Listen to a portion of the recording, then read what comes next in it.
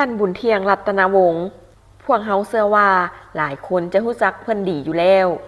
แต่จำนวนหนึ่งก็อาจยังบ่ฮู้แต่มื้อนี้เพิ่นแม่นหนึ่งในบัญชีรายชื่อของผู้สมัครเลือกตั้งเป็นสมาชิกสภาแห่งชาติสุดที่10อยู่เขต1นครหลวงเวียงจันทน์แต่บ่แม่นมาจากภาครัฐแต่เพิ่นมาในนามนักธุรกิจก่อนอื่นจะพาทานมารู้จักตัวของเพิ่นคร่าวๆก่อนท่านบุญเทียงแม่นนักธุรกิจที่เติบใหญ่มาจากครอบครัวประชาชนธรรมดาหลังเรียนจบเพิ่นก็เฮ็ดเวียกเป็นพนักงานกินเงินเดือนก่อนจะค่อยๆสร้างตัวจากสิ่งน้อยๆมาจนกลายเป็นนักธุรกิจที่สังคมรู้จักในปัจจุบันด้วยความมุ่งมั่นเพิ่นได้พัฒนาธุรกิจหลายอย่างโดยเฉพาะด้านกสิกรรมการจัดหางานสร้างเวียกเฮ็ดงานทำให้ประชาชนนับแสนๆคนในตลอดหลายปีผ่านมาในด้านการผลิตกสิกรรมเพิ่นเชื่อมั่นว่าเป็นรากฐานของประเทศท่านบุญเทียงจึงให้ความสำคัญเป็นพิเศษกับเวียกด้านนี้บ่เพียงแต่ลงมือเฮ็ดอยู่ภายในประเทศเท่านั้นเพิ่นยังได้เดินทางไปศึกษาและทอดถอนบทเรียนจากต่างประเทศเพื่อนำมาปรับใช้ให้เหมาะสมกับสภาพความเป็นจริงของบ้านเฮาเพิ่นเป็นคนที่อยู่ใกล้ชิดติดแท้กับสังคมและในทุกๆเวียกงานการจะเริ่มต้นสิ่งใดก็ตามเพิ่นมักจะเป็นคนลงมือเฮ็ดก่อนลูกน้องเสมอเพื่อสัมพันธ์ด้วยตนเองว่าเวียกแต่ละอย่างมีความยากง่ายอยู่บ่ใดนั่นแม่นเหตุผลที่เฮ็ดให้เพิ่นเข้าใจทั้งผู้ร่วมงานและชาวบ้านอย่างแท้จริงดังนั้นก่อนจะฮอดมื้อลงเลือกตั้งอย่างเป็นทางการคือวันที่22กุมภาพันธ์2026นี้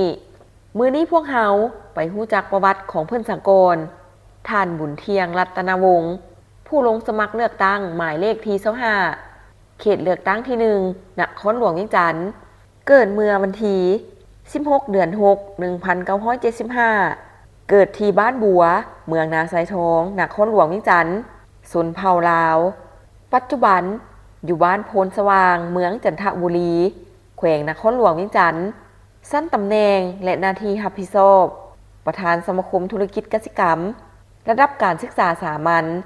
มัธยมตอนปลายระดับวิชาเฉพาะปริญญาโทระดับทฤษฎีการเมืองการเคลื่อนไหวโดยย่อในแต่ละระยะ 1980 หา 1985 เรียนประถมอยู่ที่โรงเรียนประถมสมบูรณ์บ้านบัวเมืองนาทรายทองนครหลวงเวียงจันทน์ 1986 หา 1989 เรียนมัธยม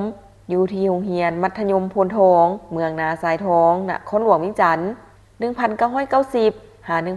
1993 เรียนอุดมอยู่ที่โรงเรียนอุดมอิไลเมืองนาทรายทองนครหลวงเวียงจันทน์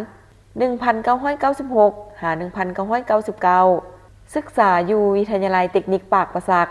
ภาควิชาบริหารธุรกิจ 2007 หา 2009 ศึกษาอยู่มหาวิทยาลัยแห่งชาติคณะบริหารธุรกิจ 1999 หา 2003 เป็นพนักงานบัญชีอยู่บริษัทประกันภัยแห่งประเทศลาว 2004 หา 2009 เป็นหัวหน้าห้องการบริษัทยูนิลิเวอร์ลาว 2008 หา 2026 เป็นประธานร้านอาหารปิ้งไก่นาโปงเวียงจันทน์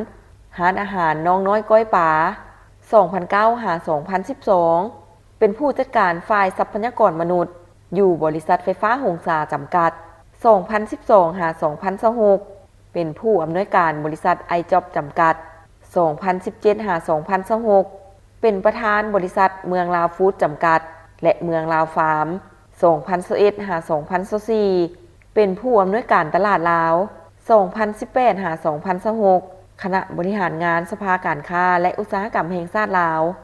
2023 หา 2026 รองประธานสภาการค้าและอุตสาหกรรมนครหลวงเวียงจันทน์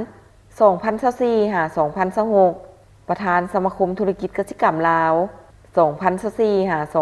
2026 ประธานสมาคมธุรกิจบริการจัดหางานลาว